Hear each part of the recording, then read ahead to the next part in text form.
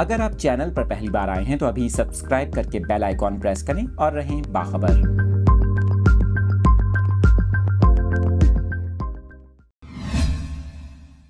इस अहम खबर की तफसीलात आपके साथ शेयर कर रहे हैं। कराची से लाहौर जाने वाली शालीमार एक्सप्रेस को हादसा पेश आया। बताया गया है शालीमार एक्सप्रेस जो कि मुसाफिरों को कराची से लेकर लाहौर की जानिब रवादवा थी कि पड़ईदन के करीब हादसे का शिकार हुई।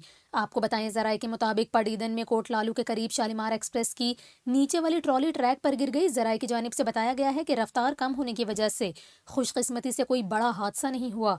जराये की जानिब से भी कहा गया कि शालीमार एक्सप्रेस को फौरी रोक दिया गया और कोच को अलहदा किया गया।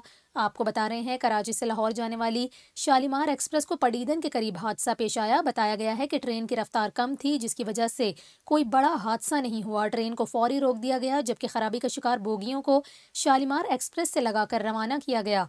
आपको बताएं रेलवे जराये की जानिब से कहा गया कि इस वाक़े में कराची इंतजामिया की जानिब से गफलत का इंकशाफ सामने आया है।